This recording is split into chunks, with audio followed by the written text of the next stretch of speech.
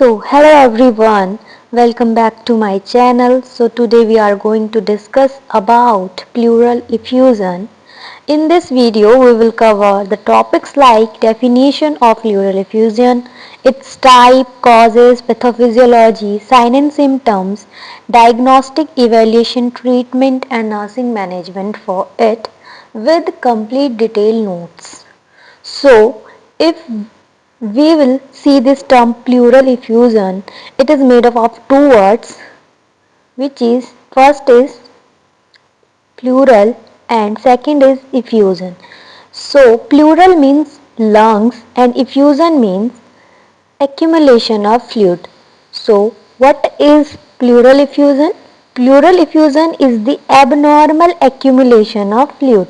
Means जब एक abnormal accumulation of fluid हो रहा है हमारे प्लूरल स्पेस में. What is plural space? So in this diagram I will show you the plural space. जो प्लूरल स्पेस होता है वो पैराइटल और विसरल जो लेयर होती है उन दोनों से मिलकर बना होता है. जो पैराइटल होती है वो हमारी आउटर लेयर होती है एंड जो विसरल होती है वो इनर. इन दोनों लेयर के बीच में जो स्पेस है इसको हम प्लूरल स्पेस बोलते हैं. प्लूरल इफ्यूजन क्या है? जब प्लूरल स्पेस में फ्लूइड एक्यूमुलेशन हो रहा है. ठीक है, नॉर्मली इसमें जो फ्लूइड है वो 5 to 15 ml होता है. ठीक है, बट अगर यही फ्लूइड एक्सेस लेवल में बढ़ जाए तो उस कंडीशन को हम प्लूरल इफ्यूजन कहते हैं. ठीक है, अगर किसी को प्लूरल इफ्यूजन हो जाए तो उससे उसके लंग्स में जो है वो कंप्रेशन इंक्रीज हो जाता है एंड इम्पेयर्ड रेस्पिरेशन, यानी कि उसको सांस लेने में भी दिक्कत हो जाएगी. इस डायग्राम में एक बार दोबारा से देख लो कि विसरल और पैराइटल लेयर के बीच में नॉर्मली फ्लूइड होता है, बट अगर वो अपने लेवल से इंक्रीज कर जाए तो उस कंडीशन को हम प्लूरल इफ्यूजन बोल रहे हैं. ठीक है, तो ये वाला जो डायग्राम है इसमें आप देख सकते हो कि कैसे फ्लूइड एक्यूमुलेशन हो गया हमारे प्लूरल स्पेस में. ये बोथ साइड ऑफ लंग्स भी हो सकता है या फिर एक सिंगल साइड में भी हो सकता है. Now what are the types of pleural effusion? So first is transudative and second is exudative. Mainly दो टाइप का होता है बट इसके और भी टाइप्स होते हैं. जो पहला टाइप है ट्रांजुडेटिव, इसका क्या है? इसमें जो फ्लूइड होता है क्लियर वाटरी फ्लूइड होता है. बट इन एक्जुडेटिव में जो फ्लूइड होता है उसका जो कंटेंट होता है वो high protein and cloudy fluid होगा. वो वाटरी होगा एंड ये क्लाउडी होगा. जो ट्रांजुडेटिव इफ्यूजन है वो मेनली कॉज्ड होता है सिस्टमिक फैक्टर्स की वजह से. लाइक सिस्टमिक फैक्टर्स यानी कि हमारा जैसे कार्डियोवैस्कुलर्स के कुछ फैक्टर्स हैं उसकी वजह से, या फिर हमारा लीवर वाला जो सिस्टम है यानी कि उनकी जो उसमें क्या है हमारा जो ब्लड आर्टरीज वगैरह है उसके थ्रू जो हो रहा है. तो सिस्टमिक फैक्टर्स में पहला आता है कंजेस्टिव हार्ट फेलियर अगर होता है तो वो भी ट्रांजुडेटिव इफ्यूजन करवाता है, या फिर लिवर सिरोसिस हो सकता है क्योंकि उसमें क्या है जो हाइड्रोस्टैटिक प्रेशर है वो इंक्रीज हो जाता है. एंड जो एक्जुडेटिव इफ्यूजन होता है इसका जो कॉजेस हैं वो लोकल फैक्टर्स होते हैं. लाइक किसी भी इन्फ्लामेशन इन्फेक्शन की वजह से हो सकता है, जैसे किसी को निमोनिया हो गया या फिर मैलिग्नेंसी, इन सारी चीज़ों की वजह से एक्जुडेटिव इफ्यूजन होता है. ट्रांजुडेटिव क्या होता है? इसमें क्लियर वाटरी फ्लूइड होगा. एक्जुडेटिव में हाई प्रोटीन कंटेंट और क्लाउडी फ्लूइड होता है. इसका जो ट्रांजुडेटिव का कॉज है वो क्या है? Systemic factors. एंड जो एक्जुडेटिव के कॉज है वो लोकल फैक्टर जैसे इन्फेक्शन इन्फ्लामेशन वगैरह. एंड सिस्टमिक फैक्टर्स में हमारा आता है. नाउ अदर टाइप्स में आता है एम्पाइमा, जिसमें presence of purse in the pleural cavity. जब हमारी प्लूरल कैविटी में पर्स की फॉर्मेशन हो जाए या पर्स कलेक्शन हो जाए तो उसको एम्पाइमा कहते हैं. ड्यू टू इन्फेक्शन हो सकता है. देन आता है हीमोथोरेक्स. हीमोथोरेक्स मतलब जब हमारी प्लूरल कैविटी में ब्लड का एक्यूमुलेशन हो जाता है. Haemo means blood and thorax means तो हमारी थोरेसिक कैविटी है. ये टाइप्स थे. Now we will talk about the causes या फिर जिसे हम इटियोलॉजी कहते हैं. फर्स्ट इज पल्मोनरी ट्यूबरक्लोसिस की वजह से भी हमें क्या है प्लूरल इफ्यूजन हो सकता है। सेकंड इज न्यूमोनिया, जैसे कि हमने देखा था एक्सुडेटिव में क्या था, इन्फ्लामेशन ही कॉज था, एंड इन्फ्लामेशन जैसे न्यूमोनिया की वजह से जो इन्फ्लामेशन हो रहा है। कंजेस्टिव हार्ट फेलियर, ये क्या है, ट्रांसुरेटिव का एक कॉज है। मैलिग्नेंसी हो सकता है, ट्रॉमा हो सकता है, renal disease and liver disease, ये सारे क्या है, कॉजेस हैं हमारे प्लूरल इफ्यूजन के लिए। नाउ पैथोफिजियोलॉजी के कैसे ये इफेक्ट कर रहा है, क्या इफेक्ट कर रहा है और कैसे ये कंडीशन हो रही है एक्चुअल में। सो इंक्रीज स्टैटिक प्रेशर, कि जब भी हमारा क्या है प्लूरल इफ्यूजन हमें हो रहा है तो क्या है हाइड्रोस्टैटिक जो प्रेशर होता है वो बढ़ जाता है, जिसकी वजह से जो ऑनकोटिक प्रेशर होता है, यानी कि जो हमारा प्रोटीन जैसे एल्ब्यूमिन वगैरह हमारी आर्टरीज में जो प्रेशर लगाता है उसे हम ऑन्कोटिक प्रेशर कहते हैं। तो ये प्रेशर घट जाता है। मेनली इस ऑन्कोटिक प्रेशर का फंक्शन होता है कि जो फ्लूइड है उसको एक पर्टिकुलर अमाउंट तक ही हमारी किसी स्पेस में रखें या फिर आर्टरीज वगैरह में रखें, एंड अगर एक्सेसिव है तो उसको रिमूव कर दे। बट अगर ये प्रेशर इंक्रीज हो जाता है तो कैपिलरी परमेबिलिटी भी बढ़ जाएगी, इन्फेक्शन हो जाएगा ऑन्कोटिक प्रेशर घटने की वजह से, एंड जिसकी वजह से जो लिम्फेटिक ड्रेनेज है वो भी कम हो जाता है। क्योंकि जो लिम्फेटिक ड्रेनेज है वो क्या करता है, अगर एक्सेसिव फ्लूइड किसी भी स्पेस में जमा हो रहा है, अगर हम प्लूरल स्पेस की बात कर रहे हैं तो वहाँ पर अगर हमारा क्या है फ्लूइड का कंसंट्रेशन बढ़ रहा है तो ये लिम्फेटिक ड्रेनेज क्या करता है, उसको रिमूव करता है कि जो एक्सेसिव फ्लूइड है उसको वहाँ से हटाएगा। बट इसमें क्या हो जाता है, इम्पेयर्ड लिम्फेटिक ड्रेनेज, की अच्छे से लिम्फेटिक ड्रेनेज नहीं हो पाएगा, जिसकी वजह से वहाँ पे फ्लूइड एक्यूमुलेट हो जाएगा, रुक जाएगा।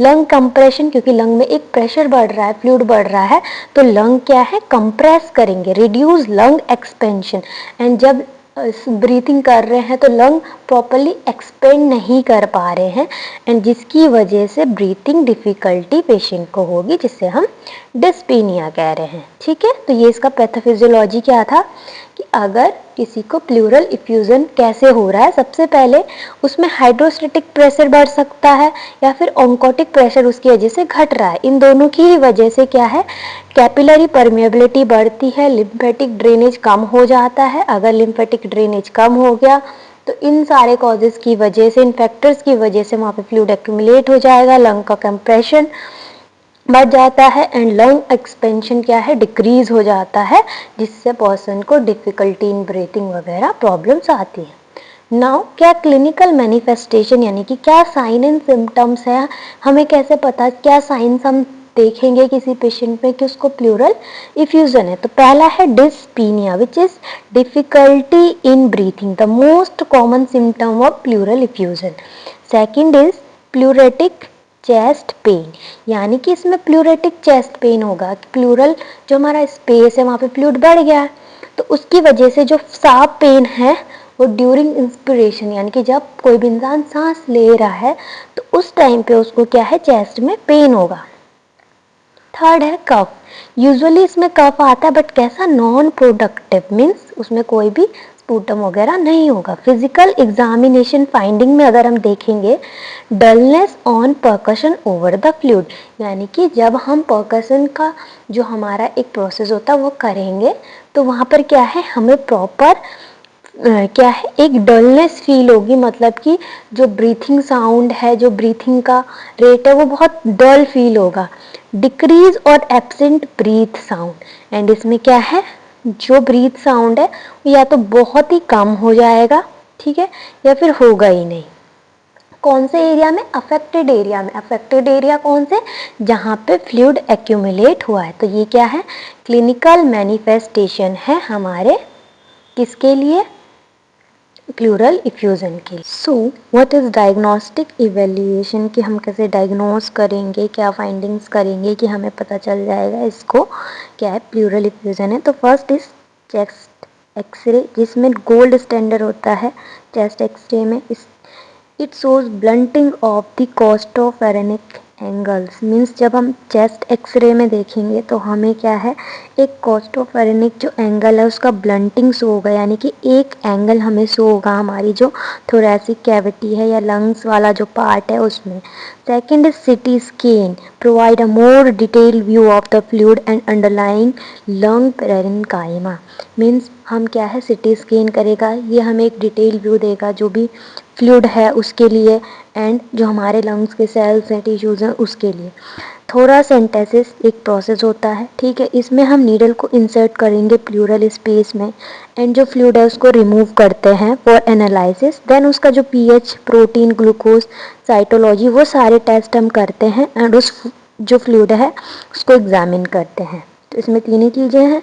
गोल्ड स्टैंडर्ड यानी कि सबसे इम्पॉर्टेंट है चेस्ट एक्सरे, ठीक है, दूसरा है CT scan and last is thoracentesis. Next, what is the treatment for the pleural effusion? So first is, अगर हम देखेंगे तो मेडिकल ट्रीटमेंट या मेडिकल मैनेजमेंट अगर हम देते हैं तो इसमें हम जो अंडरलाइंग कॉज है कि अगर वो सिस्टमिक डिजीज़ की वजह से हो रहा है या फिर वो लोकल कॉजेज़ की वजह से हो रहा है, तो हम पहले उस कॉज को ट्रीट करेंगे तो इंडिविजुअली वो ठीक हो जाएगा। दूसरा है डायूरेटिक्स फॉर CHF, अगर कंजेस्टिव हार्ट फेलियर है तो हम पेशेंट को डायूरेटिक्स देंगे ताकि वो फ्लूइड है वो हमारी बॉडी से खुद ही नॉर्मली आउट हो जाए।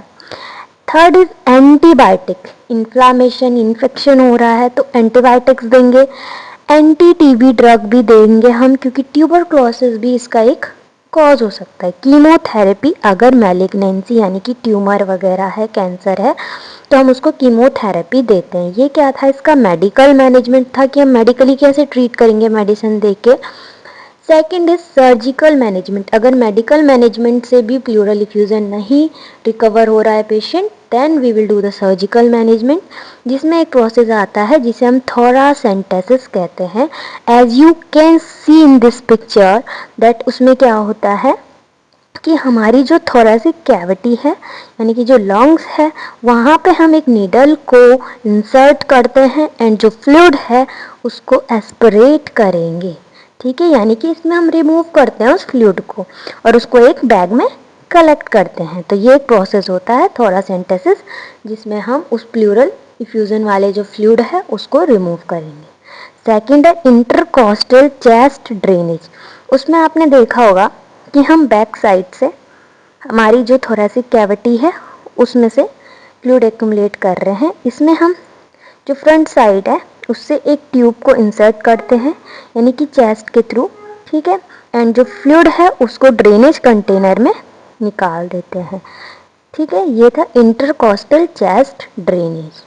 Now what is nursing management? So as a nurse the most important role है जो हमारे नर्सिंग का या फिर जो most important task, that is nursing management. Nursing जो भी हम केयर देते हैं तो फर्स्ट हमारा इसमें आता है असेसमेंट, हम पेशेंट को असेस करेंगे, उसका respiratory rate, SpO2, breath sound या फिर जो भी वाइटल साइंस हैं या फिर साइन ऑफ डिस्ट्रेस है, इनको हम असेस करते हैं, मॉनिटर करेंगे। यह हमारा सबसे इम्पॉर्टेंट रोल है as a nurse, assessment. Then second is nursing intervention, जब हमने साइन एंड सिम्टम्स देखे, हमने पेशेंट को ऑब्जर्व करा, अब हम उसको ट्रीट करने के लिए हम उसको जो एक पर्टिकुलर केयर और एक ट्रीटमेंट दे रहे हैं, that is nursing intervention. what we will do as a nurse, that thing is a nursing intervention. So position patient in a high Fowler position, तो पेशेंट को हम हाई फाउलर पोजीशन में रखेंगे ताकि उसके लंग्स को एक प्रॉपर स्पेस मिल जाए एक्सपेंड करने के लिए, ठीक है। दूसरा है प्रोवाइड ऑक्सीजन थेरेपी, यानी कि उसको O2 थेरेपी देंगे क्योंकि उसको डिफ़िकल्टी हो रहा है ब्रीथिंग में, उसका जो लंग्स है वो प्रॉपरली फंक्शन नहीं कर पा रहा है। Encourage deep breathing and exercise, patient को बोलेंगे कि वो डीप ब्रीथिंग करे, एक्सरसाइज करे। Third is last is monitor ABG and उसका जो ABG एनालिसिस है वो हम चेक करेंगे। अगर किसी पेशेंट का थोरासेंटेसिस जो हमने एक देखा था, एक प्रोसेस होता है, अगर वो हुआ है तो हम क्या करेंगे, मॉनिटर करेंगे फॉर न्यूमोथोरैक्स, ठीक है। न्यूमोथोरैक्स के लिए उसके मॉनिटर करेंगे, चेक करेंगे जो ड्रेसिंग हमने लगाई है उसको लीकेज के लिए वहाँ से कोई लीकेज तो नहीं हो रहा है। मॉनिटर करेंगे रेस्पिरेटरी स्टेटस, और जो फ्लूइड हमने कलेक्ट किया है उसको इमीडिएटली लैब में जो भी फाइंडिंग्स है उसके लिए हम उसको भेज देंगे। Last is nursing diagnosis, that is impaired gases exchange related to accumulation of fluid in pleural space as evidenced by dyspnea, low sp2। सो इसमें बेसिकली क्या कह रहा है कि जो भी हमारा क्या है गैसेस एक्सचेंज इम्पेयर्ड हो गया है, किसकी वजह से, फ्लूइड एक्यूमुलेट हो गया है प्लूरल इफ्यूज़न की वजह से। एंड हमें ये चीज़ कैसे हमने एविडेंस करी है, डिस्पीनिया या फिर लो SpO2। तो जो हम ये नर्सिंग डायग्नोसिस बनाते हैं इन्हीं के अकॉर्डिंग हम पेशेंट को नर्सिंग केयर देते हैं, ठीक है। So hope this video help you out. Thank you for watching and keep watching my videos. Like, share and subscribe my channel.